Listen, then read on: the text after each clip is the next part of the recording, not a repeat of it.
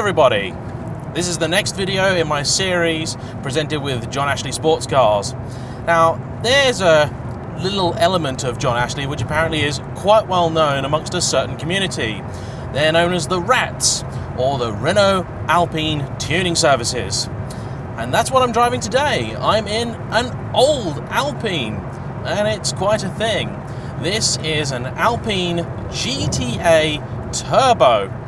Now this is very closely related to the A610, which was the replacement for the GTA, and it's an evolution of the earlier 310. So some of this car has its roots back to the early 1970s. This is very much the French 911. This is a rear-engined 6-cylinder turbo sports car, and this one actually comes with a great ownership story as well. I often like to know how owners come across cars, especially when it's something as quirky and unusual as this. And this car's owner actually used to work for Renault UK.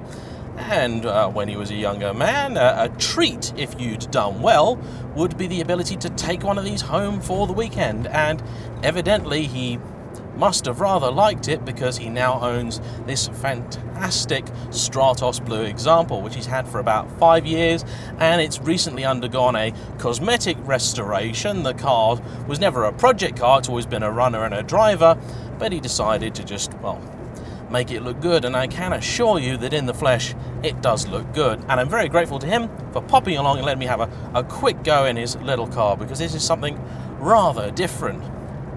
Now, from my seat, you've got a very retro setup here. It's an amazing steering wheel, and you've got this nice low driving position. And even though you sit really low, the bonnet is even further down. It's a benefit, of course, of sticking the engine in the boot. This steering wheel has this most amazing look to it. It does really feel like it's been machined from a single block, which it possibly has. And the car feels super tight. Considering this is a now 30-year-old vehicle, it's pretty good, I gotta say. Now, I always take care with things like this, especially when it's an owner's pride and joy and you've got the owner sat next to you, but oh, it shifts. It really shifts. Now, out of the factory gates at JayEmm, these things would have had just over 200 horsepower. And the first thing this car's owner did to it was give it a bit more. It's now running about 250 horsepower, courtesy of a bespoke turbo, a different camshafts, revised injectors, and a bit of mapping work. And yeah, when that turbo's lit, it pulls. There's quite a bit of lag, but it really shifts. Even from a modern perspective, this thing goes. I'm not sure I've driven anything with this much turbo lag before, but to be fair to this car, this is probably one of the oldest turbo cars I have ever driven. Visibility out of this is actually pretty good, and I'm kind of falling in love with this sort of supercar low driving position. The gearbox isn't super precise, but to be honest, it's actually a lot better than I thought it was going to be. Historically, French gearboxes have never been that great, but this one's actually pretty nice. The car feels really planted. It's got wider than usual tyres on the front, and the unassisted steering when you're at speed is actually quite delightful.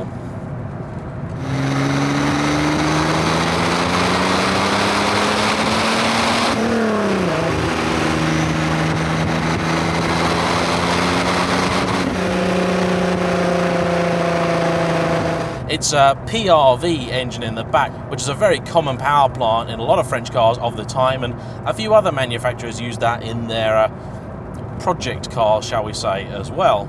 The brakes certainly work. The pedal needs a bit of a firm press, and those pedals are, as you would expect of a 1980s sports car, very close together. I got my wide shoes on today, and I'm having to be a little bit careful about what my feet are doing. The interior is incredibly driver focused, with everything kind of angled in towards you, and there's more than a little bit of contemporary Lotus Esprit about it. In fact, the only modern concession in here is a fairly new looking JVC head unit. And this car does get used. It's had at least one Euro trip before, and it's going to have another fairly soon. So the people up at John Ashley are specialists in these and other rarities, and there's actually a few of them in their yard at the moment in various states of undress, and I can kind of see why they like them. I mean, if you want something that's completely and utterly different. So it's not a bad thing to have. Long throttle pedal, as with several cars that I've driven while I've been at the John Ashley Boys, and oh, it picks up a lot of speed, a lot more than I kind of realised. It's quite impressive.